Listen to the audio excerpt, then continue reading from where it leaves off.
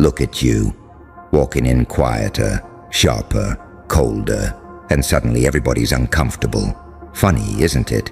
Back when you were easy to read, easy to distract, easy to use, they loved you. Back when you laughed things off. Back when you let disrespect slide. Back when you played confused, just so nobody felt threatened by your brain, your instincts, your presence. Oh, they adored that version of you. They could breathe around that version of you. They could feel tall around that version of you. They could feel important around that version of you. But now you pause before you answer. Now you notice patterns. Now you hear what people mean, not just what they say. Now you stop over-explaining yourself to people committed to misunderstanding you. Now you stop handing out access like it's free candy. Now you stop making yourself look smaller so insecure people can feel like giants. And suddenly they say, you changed. No, you didn't. You just stopped acting stupid so they could feel big. That's what really happened. You stopped pretending not to notice when somebody only called you when they needed something. You stopped pretending not to notice when people spoke over you, then came back later trying to repackage your own idea like it was theirs. You stopped pretending not to notice the fake concern, the weird jokes disguised as just playing, the subtle shade, the little power games, the way some people only liked you when you were doubting yourself. That's not you changing. That's you waking up. And people get real nervous when the person they used to manipulate starts seeing in high definition. Because let's be honest, a lot of people were never attached to you. They were attached to the version of you that benefited them, the version that didn't question anything, the version that stayed available no matter how badly they treated you, the version that apologized too fast, the version that kept saying, maybe I'm overthinking, the version that kept giving the benefit of the doubt until your own soul felt bankrupt. They miss that version because that version was convenient, not because it was healthy, not because it was real, convenient. See, when you start using your mind, really using it, you become dangerous to anybody who built their confidence on your confusion. That's why the energy shifts. That's why the room feels weird when you walk in and don't perform anymore. That's why people start saying you're different, hard to talk to, too serious, too much, acting brand new, thinking you're better. No, they just can't access the old cheat code anymore. That's what's bothering them. The old version of you used to let them get away with lazy behavior, lazy honesty, lazy loyalty, lazy respect. They could show up half real, half present, half clean, half truthful, and you'd still make it work. You'd still translate their nonsense into something lovable. You'd still sit there, stitching meaning into their mixed signals like a fool with hope in your hands. But now you let silence answer for you. Now you let distance speak. Now you let people reveal themselves without interrupting the process. That kind of intelligence, it terrifies people. Not textbook intelligence, not the kind that wins arguments online and quotes facts all day. I'm talking about survival intelligence, pattern recognition, energy reading, emotional mathematics, that inner click when you realize this person is not confused, they are calculating. This person is not inconsistent, they are strategic. This person is not bad at communicating. They are making sure you stay emotionally off balance so they can keep control. And once you see that, really see it, you can't unsee it. That's when your whole life starts to split in two. On one side, the old you, The one who kept trying to be understood by people who enjoyed misunderstanding you. The one who kept showing loyalty to people who treated your heart like a waiting room. The one who kept making excuses for people because facing the truth hurt more than staying in denial. The one who confused being needed with being valued. The one who thought being chosen late was better than not being chosen at all. And on the other side, the new you, the real you, the one who finally understands that peace is more valuable than attention. The one who knows that not everybody who smiles at you is safe. The one who knows that just because someone has access to your number doesn't mean they deserve access to your soul. The one who understands that being underestimated can be a blessing, but staying underestimated on purpose is self-betrayal. That's the line you crossed, and people felt it. You know what really messes with them? It's not just that you got smarter. It's that you got smarter without asking for permission. You didn't send out a warning. You didn't gather the committee. You didn't make a little announcement saying, "Hey guys, just so you know, I'm about to develop standards." No, you just did it, quietly, internally, one disappointment at a time, one betrayal at a time, one lonely night at a time, one hard truth at a time. That's how real change happens. Not in speeches, not in quotes, not in captions, in pain. Pain taught you what politeness never could. Pain taught you to stop confusing potential with reality. Pain taught you that some people study your softness just to find where to cut.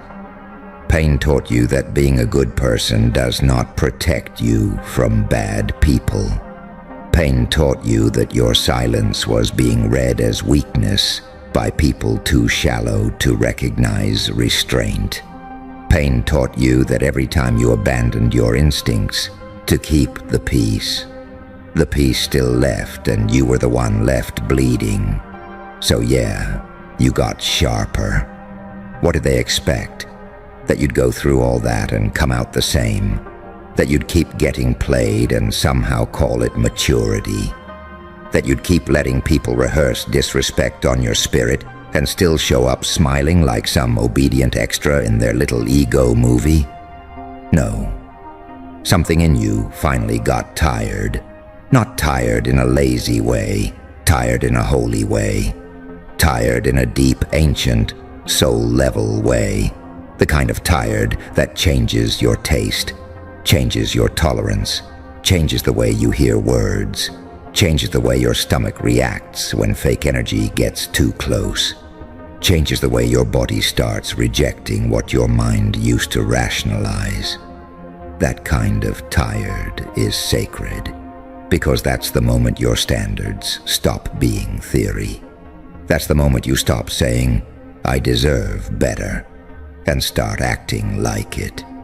And that's where people start panicking, because a lot of them built their access to you on the assumption that you would keep doubting yourself. They thought your kindness meant blindness. They thought your patience meant permission. They thought your empathy meant they could keep feeding you crumbs and calling it love, calling it friendship, calling it family, calling it, "You know how I am." Yeah, you do know how they are now. That's the problem. You know how they are. You know who only supports you when you're struggling, but gets weird when you're winning. You know who gets real dry the second you stop being the clown, the therapist, the backup plan, the emotional Uber, the free rescue service. You know who secretly preferred you messy because your mess made them feel organized. Your insecurity made them feel superior. Your hesitation made them feel bold. You stopped donating your self-worth to people who were spiritually broke. And now they're offended. Good. Let them be offended. Because some people only feel comfortable around a version of you that betrays itself. They don't want your growth. They want your compliance. They don't want your truth. They want your performance. They don't want your power. They want your availability. They don't want the real you. They want the manageable you. And the manageable you is dead. Buried. No funeral. No flowers. No speech. Just gone. You know what's wild? The same people calling you cold now were perfectly warm when you were suffering in silence. They didn't mind your pain as long as it made you easier to control. They didn't mind your confusion as long as it kept you from confronting them.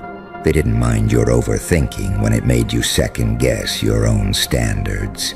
But the second your spine came back, the second your brain clicked in, the second your eyes got clear, now you're too much. That phrase right there. Too much. That's one of the favorite weapons of people who benefited from your underperformance. Too much honesty, too much self-respect, too much awareness, too much backbone, too much distance, too many questions, too little tolerance for nonsense. Good. Be too much for people who are giving you too little. Be too much for people who confuse access with ownership. Be too much for people who want the benefits of your presence without the responsibility of treating you right. Be too much for people who want your loyalty but resent your intelligence. Be too much for people who only clap for you when you're playing small enough not to outshine their mediocrity. Let them choke on it. Because this version of you, this version is expensive. This version was paid for in heartbreak, humiliation, self-reflection, swallowed words, fake smiles, private breakdowns, hard resets, lonely growth, and the kind of nights where you realized nobody was coming to save you. That knowledge does something to a person. It removes the baby face from your soul. Now when people lie, you hear the gap between the words. Now when people flatter you, you check the timing. Now when people return, you don't ask if they missed you. You ask what they want. Now when someone says, "You've changed," you don't panic. You don't shrink. You don't rush to explain yourself like a hostage, negotiating for basic respect. You say nothing because you finally understand this simple, brutal truth. Anybody disturbed by your growth was benefiting from your weakness. Read that again in your bones. Anybody disturbed by your growth was benefiting from your weakness. That friend who got weird when you got focused.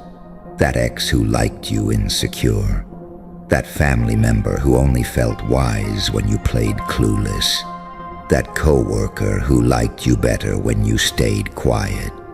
That circle that cheered for your chaos but went silent at your discipline. They were feeding on a version of you that no longer exists. Of course they're grieving, but their grief is not your responsibility. You are not required to keep bleeding just because other people got used to your wound.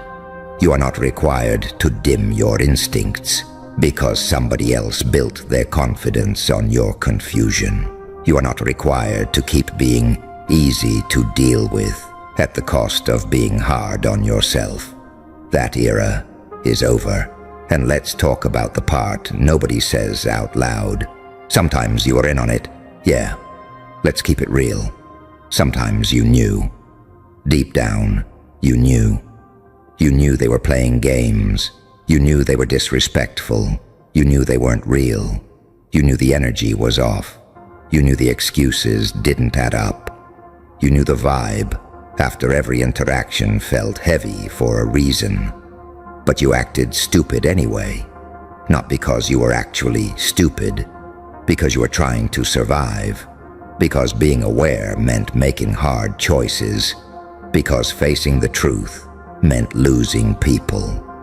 Because outgrowing dynamics meant outgrowing identities. Because sometimes pretending not to know feels easier than admitting you've been settling. That's human. but you're not there anymore. Now you know that every time you fake confusion to keep a relationship, you teach people that your boundaries are negotiable. Every time you silence your intuition to stay liked, you abandon yourself in public. Every time you laugh off disrespect, so nobody feels awkward, your nervous system keeps the receipt. That's why the glow-up wasn't just mental, it was cellular. Your body got tired of carrying what your mouth refused to say. So now when something feels off, you move different. Now when someone plays dumb with your time, your energy, your peace, you don't chase clarity from chaos. Now when someone tries to guilt you for changing, you don't fall for it. Because changing was the assignment. You were supposed to change. You were supposed to get harder to fool. You were supposed to get cleaner in your discernment. You were supposed to stop handing microphones to people who only ever used them to rewrite your reality. You were supposed to stop confusing history with loyalty. You were supposed to stop calling survival patterns personality traits. That's growth. And growth isn't always pretty. Sometimes growth looks rude to people who were profiting from your lack of boundaries. Sometimes growth looks arrogant to people who liked you uncertain. Sometimes growth looks cold to people who had unlimited access to your warmth without earning it. Sometimes growth looks dramatic to people whose comfort depended on your silence. Let them name it whatever helps them sleep. You know what it is. It's self-respect with teeth. It's awareness with a pulse. It's pain finally learning how to fight back. And maybe that's the part that scares them the most. Not that you got smart, not that you changed, but that you no longer need their version of the story to feel stable. You don't need them to validate what you felt. You don't need them to confess. You don't need closure wrapped in a neat little apology. You don't need everyone to agree that you were mistreated before you choose distance. That is power. That is dangerous, beautiful, terrifying power. The moment you stop needing permission to trust your own mind, you become unmanageable to manipulative people. And that's exactly what happened. Now they can't bait you the same. Now they can't distract you the same. Now they can't throw charm over disrespect and expect you to call it connection. Now they can't hit you with "you're overthinking" when your intuition is just outrunning their lies. You see it, you feel it, and you move accordingly. That's not bitterness. That's calibration. That's not hatred. That's accuracy. That's not you being negative. That's you finally refusing to romanticize what hurt you. There comes a point where healing stops sounding soft. It starts sounding clear. It starts sounding like no. It starts sounding like, "I'm not explaining this twice." It starts sounding like, "That doesn't work for me." It starts sounding like silence, distance, standards, timing, and the holy art of not reacting to bait. That kind of healing doesn't trend well because it doesn't perform sweetness for people who never protected your heart. But it saves lives.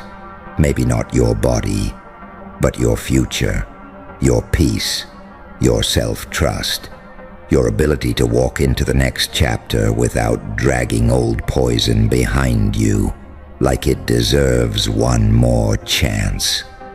Listen carefully. You were never too sensitive. You were picking up on things other people were too scared to name. You were never crazy. You were being gaslit by people who needed your confusion more than they needed honesty. You were never asking for too much. You were asking the wrong people. And you didn't become heartless. You became harder to fool. There's a difference, a huge difference. Heartless people destroy people and sleep fine. You just stopped volunteering to be destroyed. That's growth. That's wisdom. That's the kind of transformation people love in theory, but hate in practice. Because your healing changes the terms of access. Now everybody doesn't get the same version of you. Now everybody doesn't get instant trust. Now everybody doesn't get your softness on demand. Now everybody doesn't get your over-explanation, your endless patience, your emotional labor, your benefit of the doubt package deal. Now they get discernment first, as they should. And the ones who are real, the ones who actually love you, the ones with clean intentions and steady energy, they won't fear your change. They'll respect it. They'll recognize the difference between you becoming fake and you becoming free. They won't guilt trip you back into old wounds just because the old version of you was easier to digest. Only the users complain when the free trial ends. Remember that.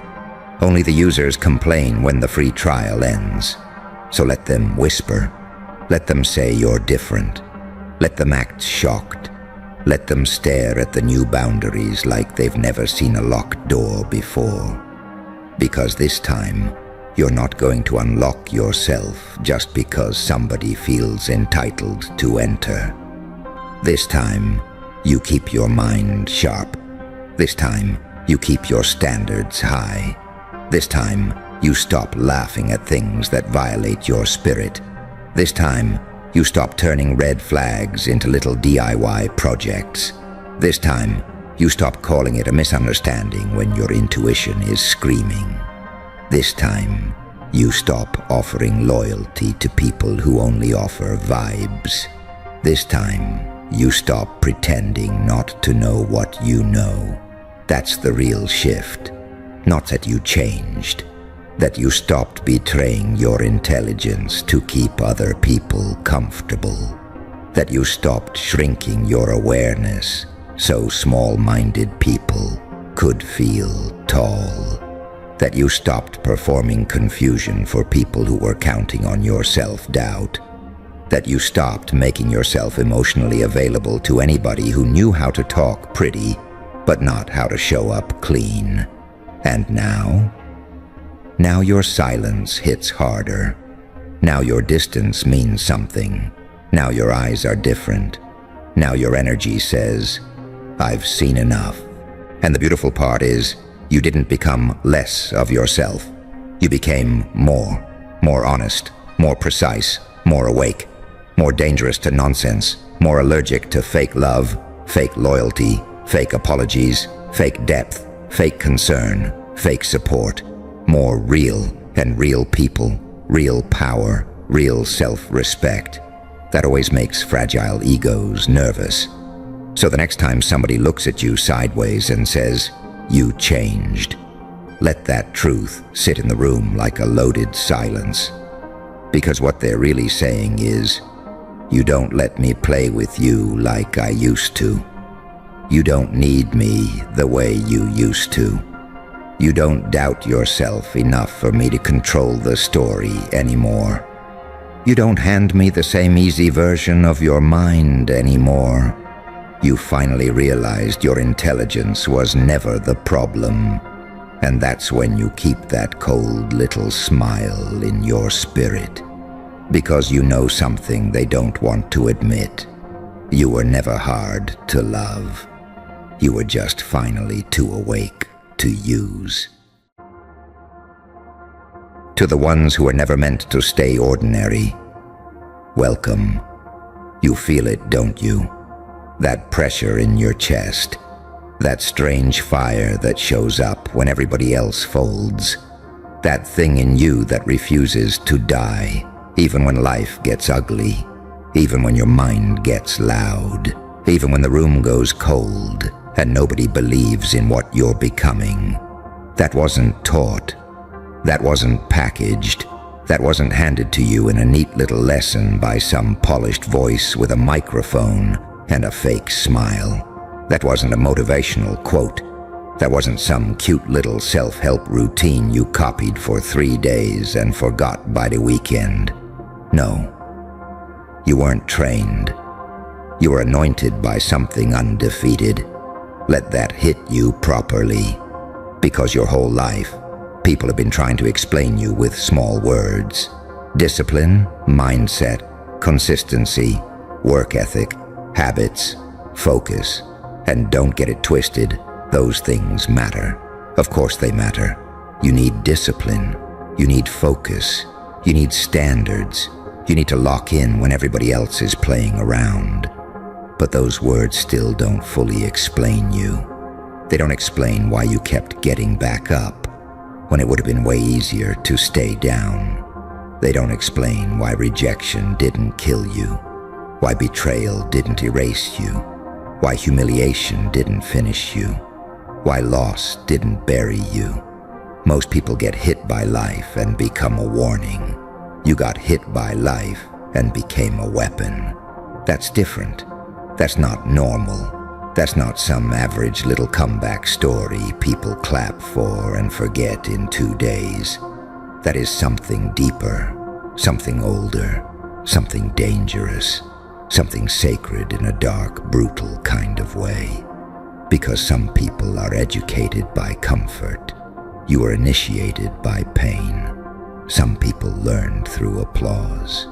You learned through abandonment, through silence, through being overlooked, through sitting in rooms where nobody saw your value, through trying your hardest and still getting played, through giving love and getting lies back, through being doubted by people who didn't even have the courage to do half of what you do. And every single one of those moments was doing something to you, not destroying you, not ending you, not disqualifying you, consecrating you. Yeah, that's the word they won't use. That's the word weak people don't understand. Consecrating you. Because there are certain people who don't become powerful through easy wins. They become powerful through surviving what was supposed to break them. They become powerful through carrying pain without letting it rot them. They become powerful through staring chaos in the face and saying, "You picked the wrong one." That's you. You were not made in a clean environment. You were made in confusion. You were made in pressure. You were made in seasons where nothing made sense. You were made in nights where your thoughts were louder than the world. You were made in days where smiling felt fake and breathing felt heavy and still. Still, you kept moving, even when it was messy, even when it was ugly, even when it was embarrassing, even when nobody was there to clap, even when you had to drag yourself through the hour, even when your confidence was on life support, even when your heart had bruises on bruises.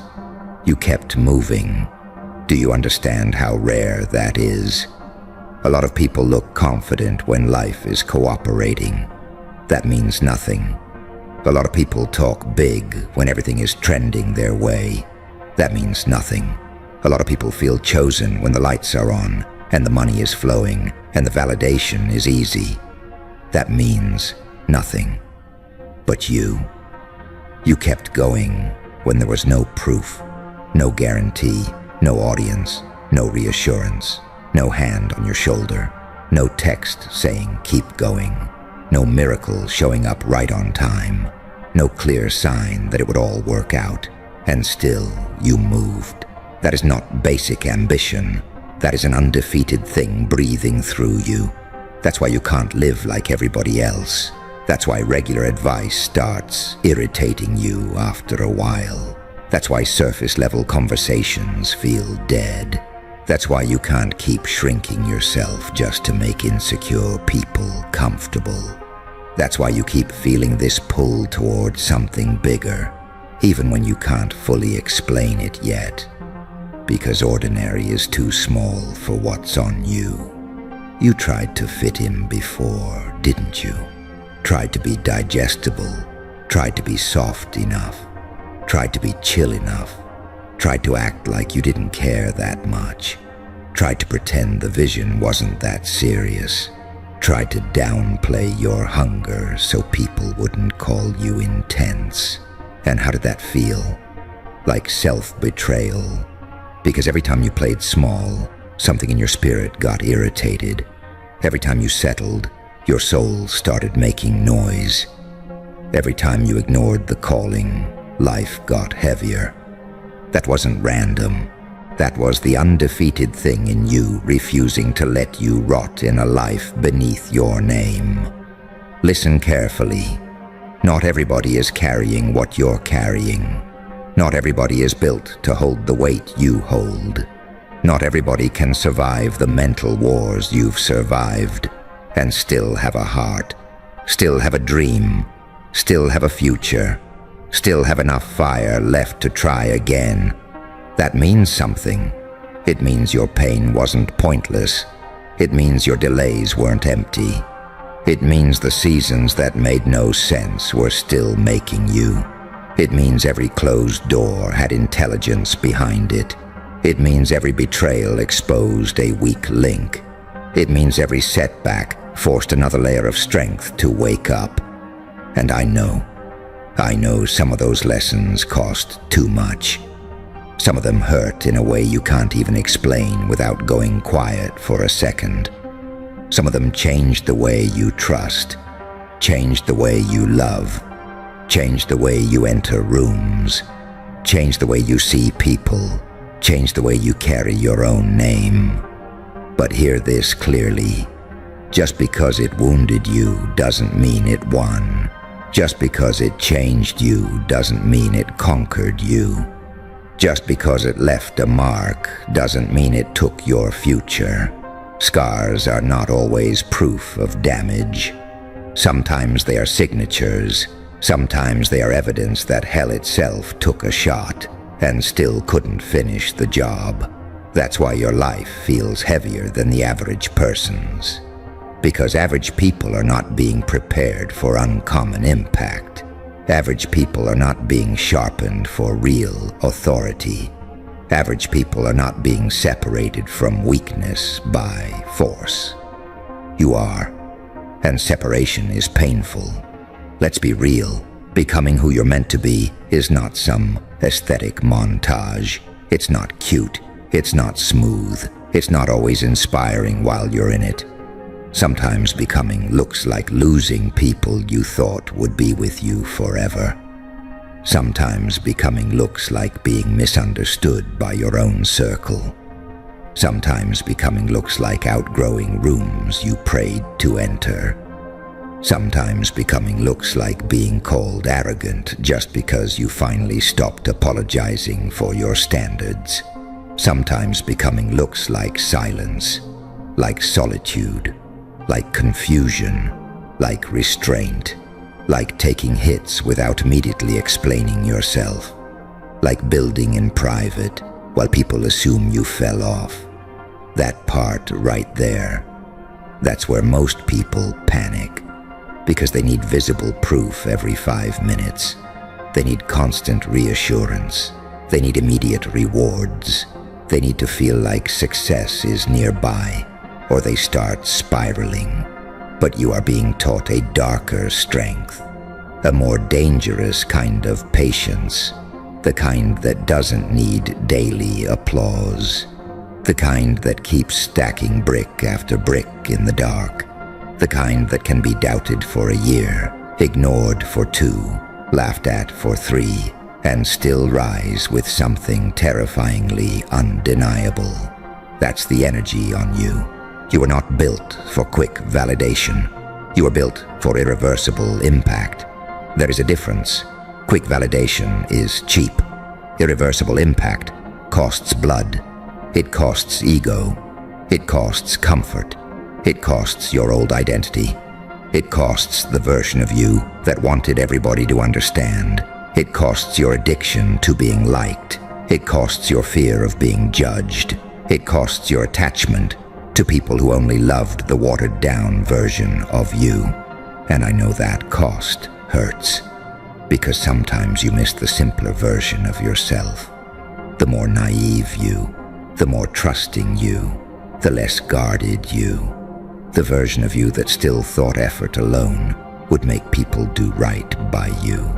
The version of you that thought loyalty would always be returned. The version of you that thought talent would automatically be respected. Life corrected that, ruthlessly. But maybe it had to, because the mission on your life required more than innocence. It required sight. It required discernment. It required steel in your spine. It required a certain coldness toward nonsense. It required the ability to read energy, to stop chasing what doesn't choose you, to stop begging for space in places that never deserved your presence, to stop explaining your value to people committed to misunderstanding you. That lesson alone changes everything. Because once you really understand that you were anointed by something undefeated, you stop moving like a beggar. You stop entering rooms hoping they approve of you. You stop living off crumbs. You stop negotiating your worth with confused people. You stop letting temporary pain define permanent identity. You start walking different, not louder, different. You start speaking with weight. You start protecting your focus. You start cutting distractions faster. You start saying no without performing guilt. You start respecting your own energy. You start realizing that not everybody deserves access to your heart, your time, your plans, or your softness.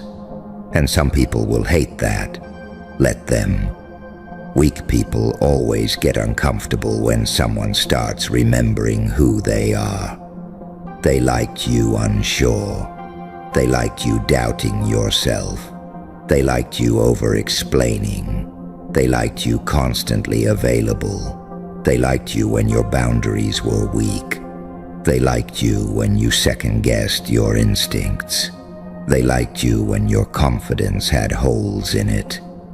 But the moment you became clear, the moment you became selective, the moment you stopped leaking your power, now suddenly you changed. Good. You were supposed to. Growth always offends people who benefited from your confusion. Let that settle in your bones. You are not becoming cold for no reason. You are becoming precise. You are not becoming distant for no reason. You are becoming discerning. You are not becoming intense for no reason. You are becoming aligned. And alignment scares people who live in excuses, because excuses are everywhere now. Everybody has one. Everybody wants the reward without the war. Everybody wants the aesthetic without the sacrifice. Everybody wants the title without the discipline. Everybody wants the glow without surviving the darkness that built it. But you know better. You know what it costs. You know what it feels like to keep showing up when your inner world is in chaos. You know what it feels like to work while healing, to build while grieving, to focus while your thoughts are trying to sabotage you, to keep your word when your emotions are unstable, to carry responsibility when part of you is exhausted. That kind of strength doesn't come from reading one book or watching one video. That comes from being marked by something relentless. That comes from carrying an undefeated signature. And let's talk about the fear for a second. Because yeah, you feel fear. Of course you do. Anybody pretending they don't is either lying or asleep. You feel fear when the risk is real. You feel fear when the stakes are high. You feel fear when the next level is calling, and the old version of you knows it can't come with you. You feel fear when you realize you're about to outgrow familiar pain and step into unfamiliar greatness. That kind of fear is real. But here's the difference between you and most people. Most people obey fear. You drag fear behind you. You feel it and move anyway. You shake and still speak. You doubt and still act. You bleed and still build. You break and still become. That right there is why you're dangerous. Not because you never feel pressure, because pressure doesn't get the final say. Do you understand what kind of person that makes you in this world? In a world full of people who quit, the second things get weird. In a world full of people who collapse because they didn't get instant results. In a world full of people who post confidence but can't survive silence. In a world full of people who know how to perform strength but not embody it. You become rare. And rare people have to stop asking common people for permission. You need to hear that again in your spirit. Rare people have to stop asking common people for permission. Permission to go all in. Permission to be serious. Permission to be ambitious. Permission to be different. Permission to say no. Permission to cut ties. Permission to protect your peace. Permission to demand better. Permission to believe your life can become something legendary. You don't need it, because what marked you did not ask the world for approval before it touched you. It just chose you. And ever since then, your life has been a battlefield between your calling and your comfort. Your calling says rise. Comfort says chill. Your calling says build. Comfort says later. Your calling says cut that dead weight. Comfort says maybe they'll change. Your calling says stop shrinking. Comfort says don't make people uncomfortable. Your calling says you were built for more. Comfort says just survive.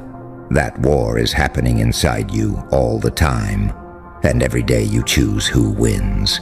Not with one giant speech, not with one dramatic promise, with choices, tiny ones, daily ones, the invisible ones. Do you get up when you said you would? Do you protect your focus or keep feeding distraction? Do you honor the vision or keep cheating on it with excuses? Do you tell yourself the truth or keep babysitting your own weakness? Do you act like someone chosen, or do you keep performing like someone forgotten? Because this matters. Anointing is not an excuse to be lazy. Anointing is not a fantasy. Anointing is not you sitting around waiting for destiny to do push-ups for you. No. If something undefeated really touched your life, then your responsibility gets heavier, not lighter. You don't get to waste your days. You don't get to keep making the same soft decisions. You don't get to keep blaming what hurt you forever. You don't get to keep romanticizing your struggle while avoiding your assignment. At some point, pain stops being your explanation and starts becoming your fuel. At some point, what happened to you has to become less important than what you're doing with it.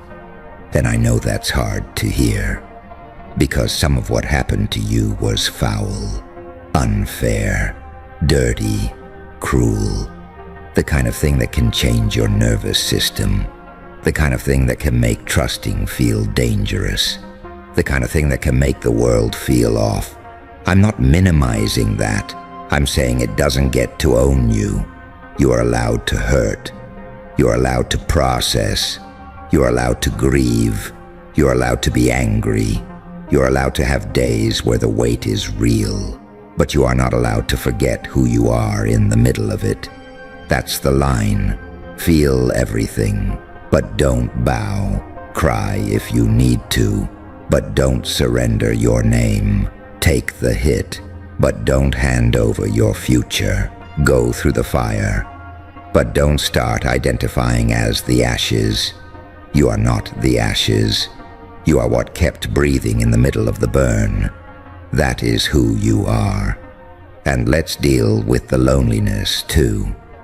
Because chosen people know loneliness in a way others don't.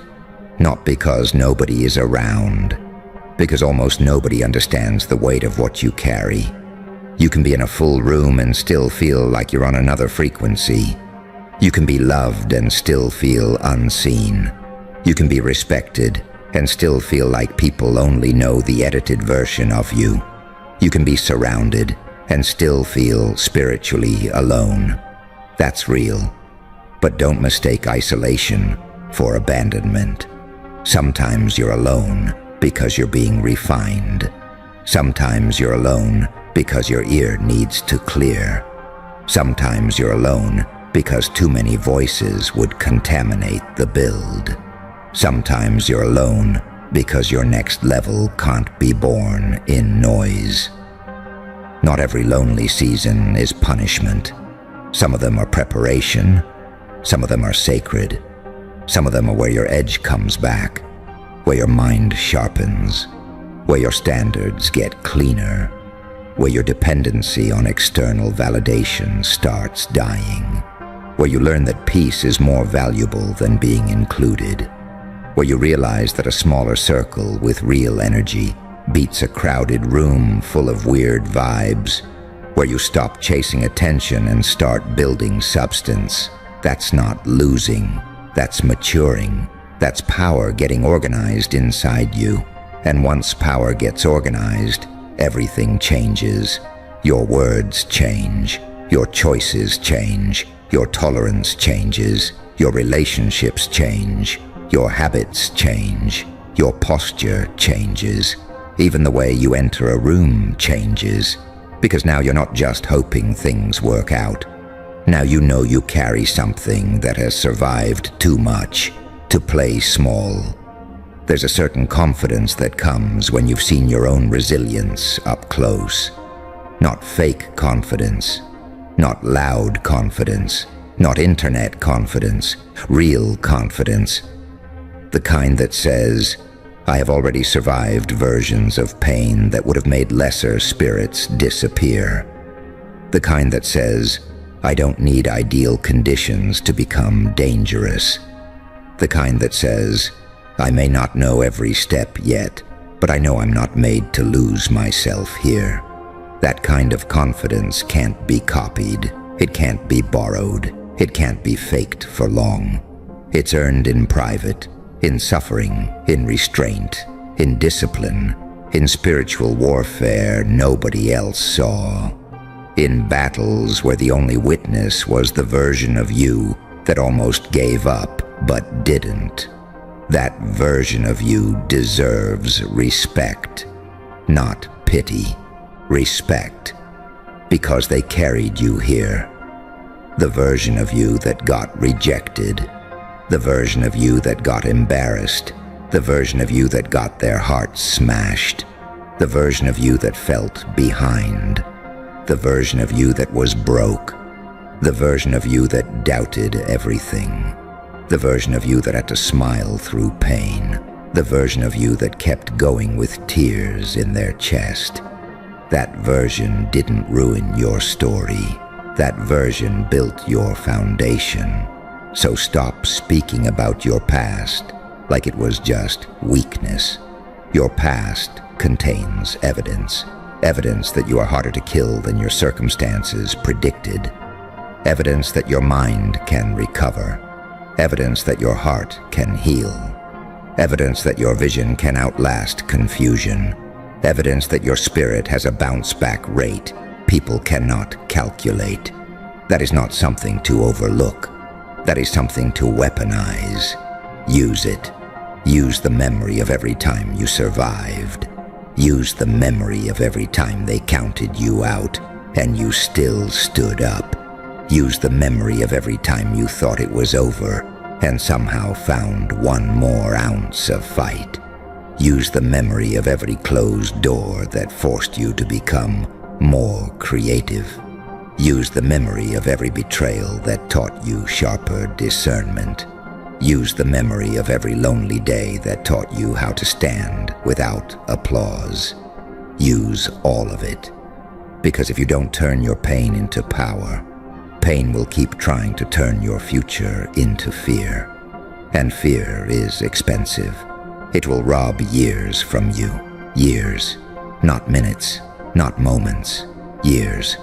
Fear will have you overthinking instead of moving, waiting instead of building, explaining instead of executing, hesitating instead of claiming territory that already has your name on it. Enough.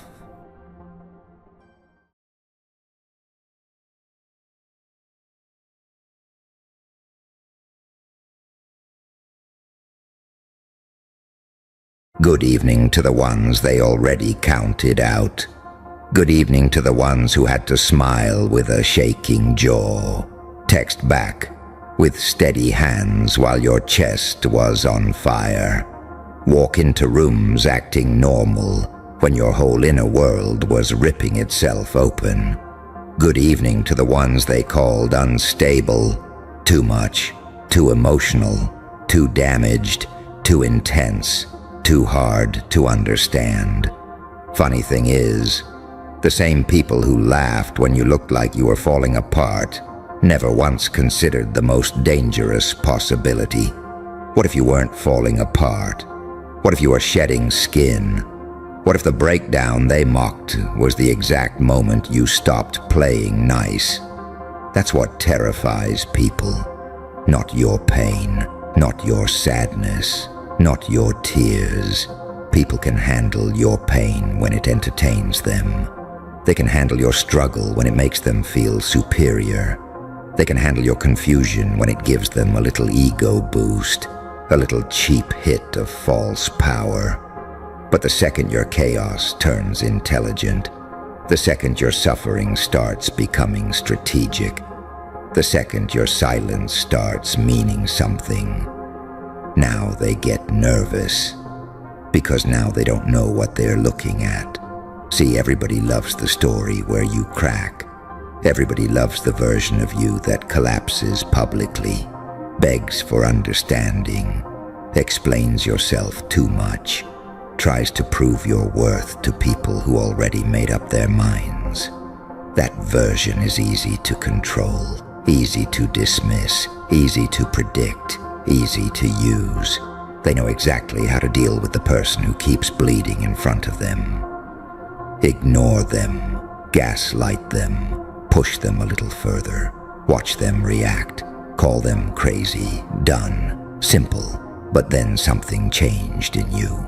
Real quiet, real ugly, real deep. You stopped reacting the way they expected. You stopped explaining. You stopped trying to drag truth into rooms full of people committed to misunderstanding you. You stopped begging people to see your heart. And that's when the game changed. Because a lot of people think power is loud. They think power is slamming doors, screaming, making speeches, posting cryptic captions, throwing your whole nervous system onto the internet for applause. But real power? Real power is when your face stays calm while your mind is rearranging the whole board. Real power is when they think they've got you cornered, and meanwhile you're measuring exits, memorizing patterns, learning exactly who folds under pressure, exactly who lies when they panic, exactly who switches sides when the lights get hot. That kind of pain is different. That kind of pain graduates. You ever notice how people get way too comfortable when they think you're weak? They get reckless. They talk too much. They reveal themselves.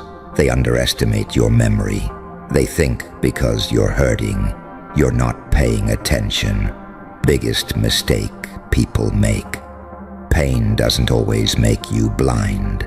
Sometimes it gives you X-ray vision.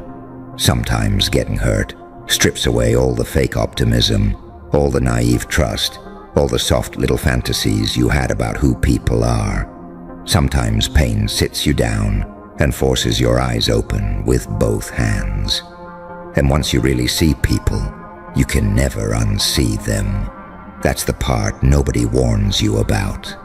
Once you see the fake concern, once you see the manipulative compliments, once you hear the tiny disrespect hidden under jokes, once you spot the smile that comes with envy, once you notice who goes missing when you need them and who appears only when you're useful. Once you learn that some people don't love you, they love access to you. Once you learn that some people never supported you, they just enjoyed front row seats to your confusion.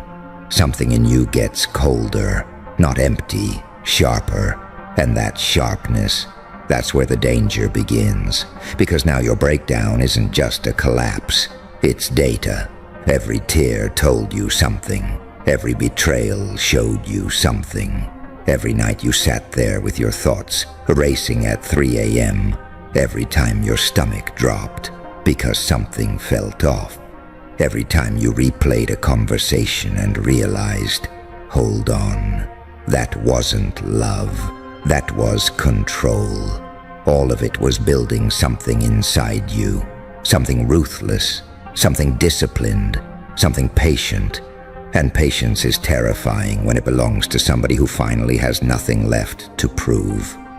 That's you now. You're not desperate for their approval anymore. You're not starving for their validation anymore. You're not trying to convince blind people to appreciate the view. You learned the hard way that some people need your confusion to feel powerful. They need you doubting yourself.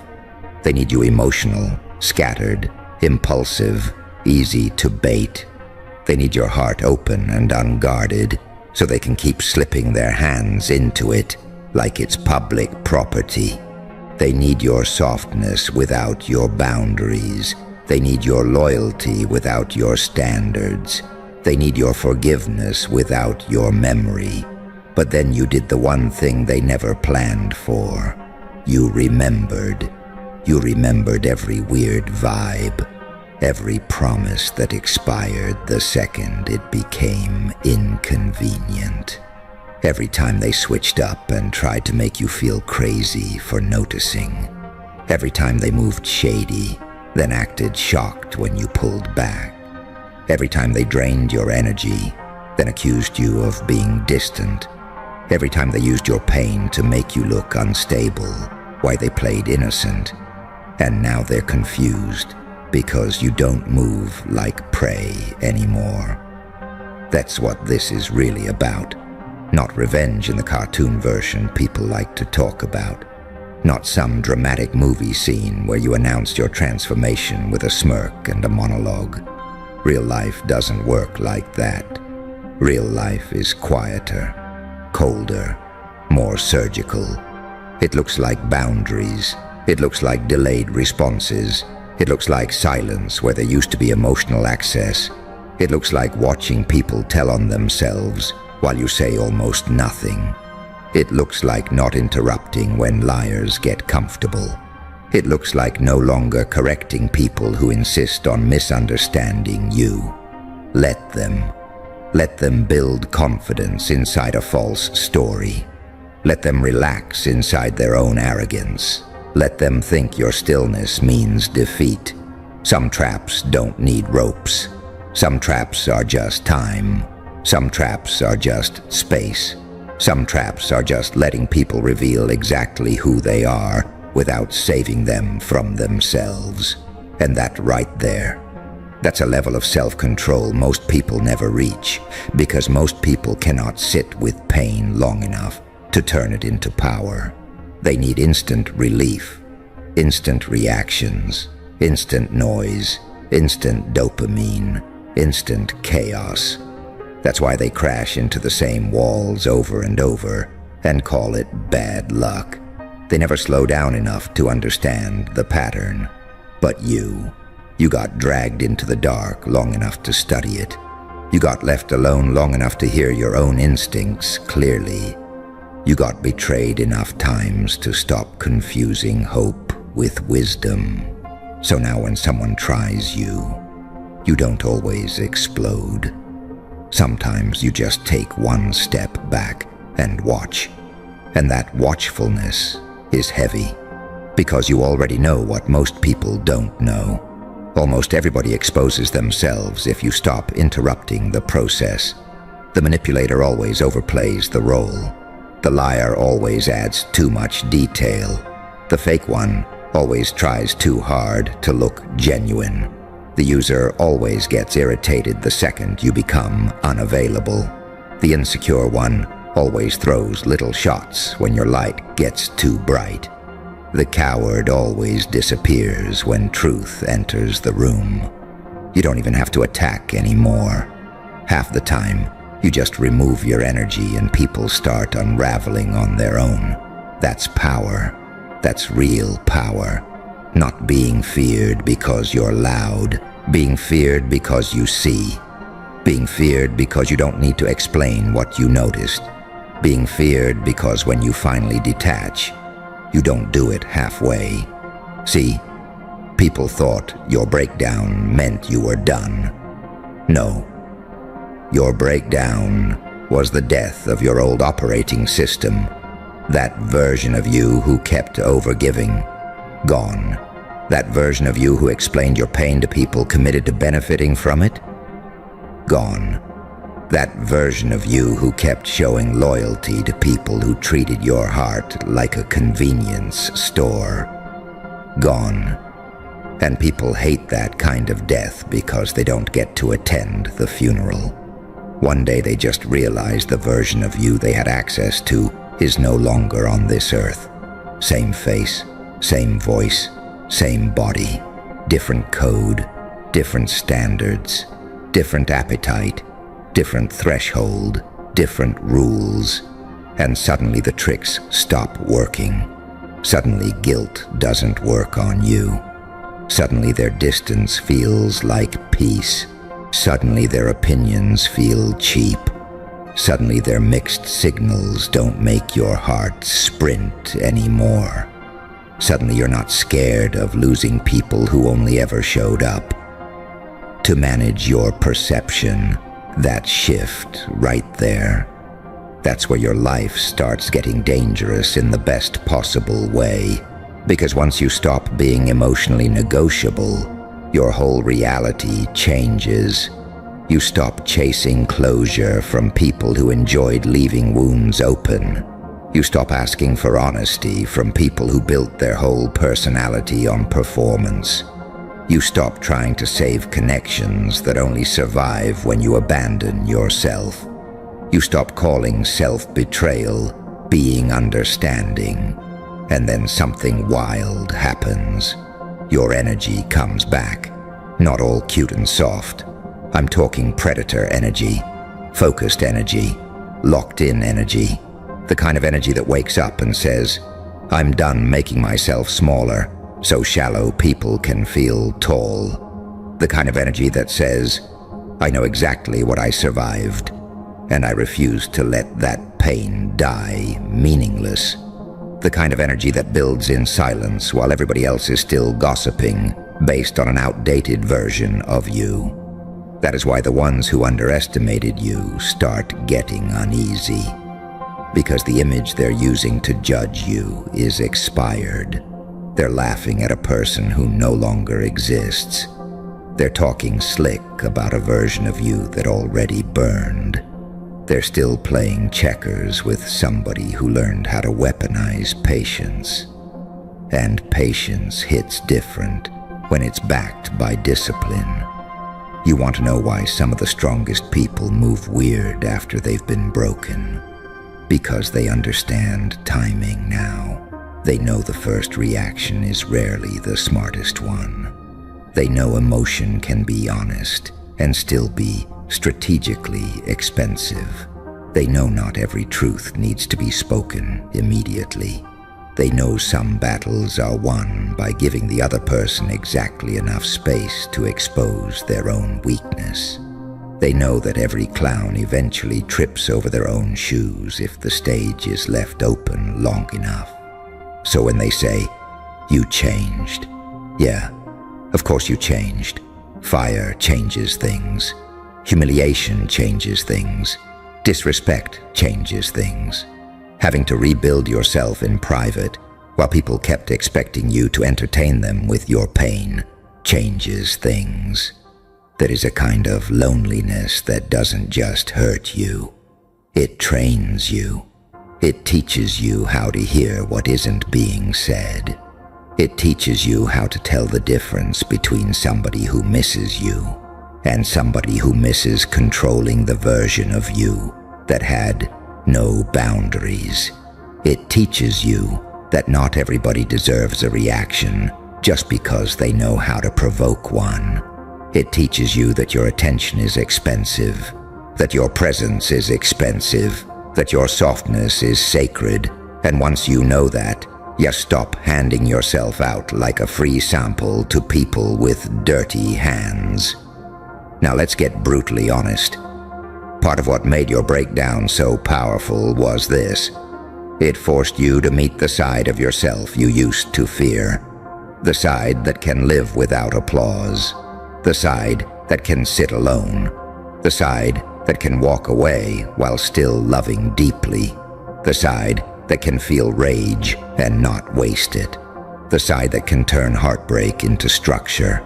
The side that says, I'm not here to be liked anymore. I'm here to be real. That version of you is hard to manipulate because it already lost the fantasy. It already watched the mask slip. It already saw what people become when you stop being useful, easy, emotional, available. And after you've seen that, you stop negotiating with nonsense. You stop dressing red flags in poetic language. You stop romanticizing your own disrespect. You stop saying, maybe I'm asking for too much, when all you wanted was basic decency. No, you were asking the wrong people. Big difference. And once you understand that, you stop shrinking your standards to keep access to low-quality energy. That's the calculated part. The world saw a mess. What they didn't see was your mind collecting evidence, your spirit adapting, your instincts getting louder, your tolerance getting lower, your loyalty getting more selective, your silence getting more expensive. The world saw emotion. What it didn't see was refinement. You were cutting dead weight, cutting fake hope, cutting old patterns, cutting the need to be understood by people who benefit from misunderstanding you. And every cut hurt. Of course it hurt. Growth that doesn't hurt is usually just branding. This was real. That was ugly. This was the kind of transformation that happens with swollen eyes, with unanswered questions, with rage in your throat, and no audience to clap for your resilience. This was the kind of transformation that makes you question your own mind before it remakes your whole life. And the reason it matters is because fake strength can't survive real pressure. Only the real stuff survives when nobody's watching.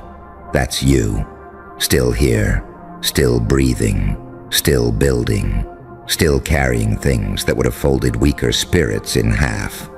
And don't get it twisted. Surviving didn't make you soft in the way they hoped. It made you selective. It made you precise.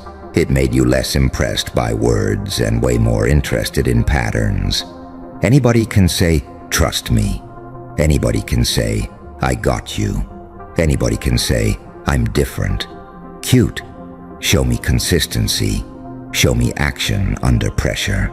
Show me who you are when you don't get your way. Show me who you become when my boundaries inconvenience you. Show me who you are when I stop chasing, stop explaining, stop fixing the vibe for everybody. That's when truth shows up. And truth is all you move by now. That's why your energy feels heavier. That's why your eyes don't ask for permission the way they used to. That's why some people get uncomfortable around you even when you're calm. Because they can feel it. They can feel that you're not naive in the same way anymore. They can feel that the old access code expired. They can feel that the person they used to emotionally toy with is gone. And some of them are mad about it. Good. Let them be mad. People get furious when your healing interrupts the role they assigned you. When your boundaries ruin their convenience.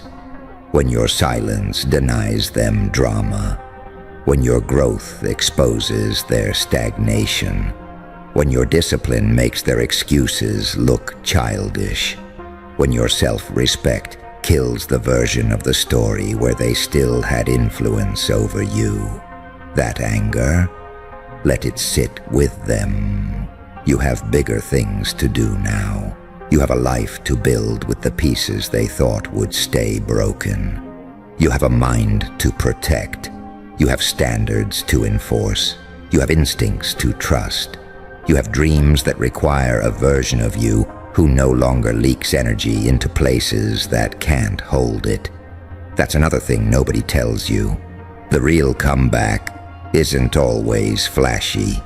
Sometimes the comeback is emotional sobriety. Sometimes the comeback is not replying. Sometimes the comeback is going to sleep in peace. Sometimes the comeback is making money in silence. Sometimes the comeback is becoming unreachable to the chaos that once had your full attention.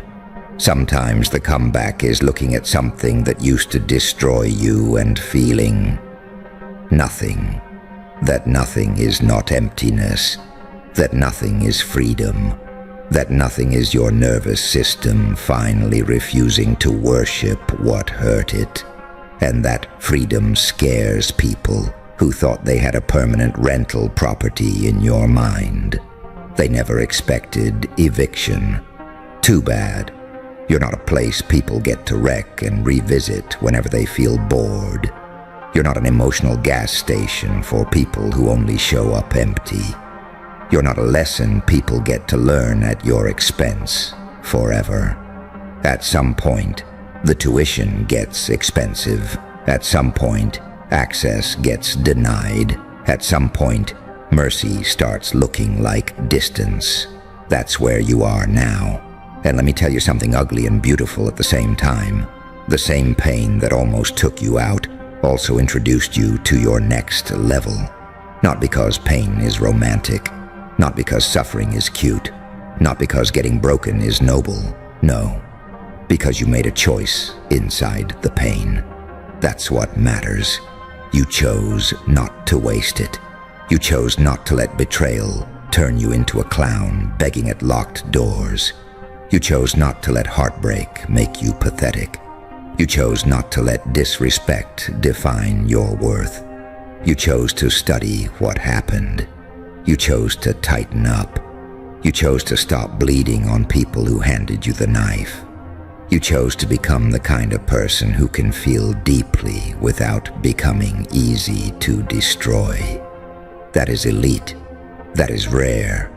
That is terrifying to anybody who still thinks your kindness means you can't become dangerous, because they still don't get it.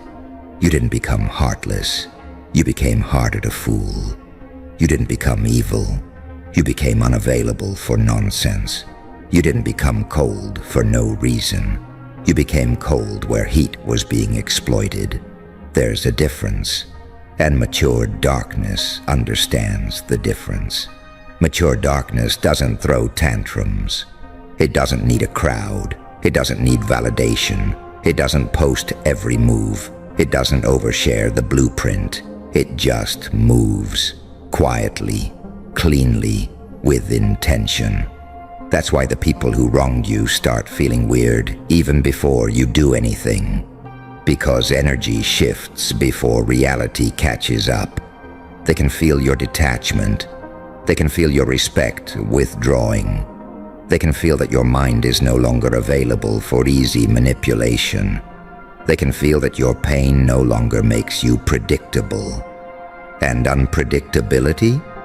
That's where fear lives, especially for people who built their confidence on your old patterns. So let them wonder. Let them read your silence and get nervous. Let them notice you stopped defending yourself. Let them realize they can't bait the same reactions out of you. Let them sit there trying to figure out whether you know. You know. That's the funny part. You know more than you say, more than they think, more than they're comfortable with. You know who switched when the room changed. You know who smiled and secretly kept score. You know who loved your presence but resented your potential. You know who only came around when you were bleeding and disappeared when you began to build. You know who confused your patience with stupidity. You know who thought your kindness meant lack of teeth. And now they're about to learn the difference between a person being nice and a person choosing restraint. Those are not the same thing. Restraint is expensive. Restraint is a weapon. Restraint means I could, but I'm choosing the timing. Restraint means I see enough to act, but I'm wise enough not to move sloppy. Restraint means I refuse to give my enemy the satisfaction of watching me lose discipline. That's the level you're stepping into. Not reckless revenge, refined power, not chaos for attention, chaos under control, not emotional collapse, emotional command. That's why your future is bigger than the people who doubted you.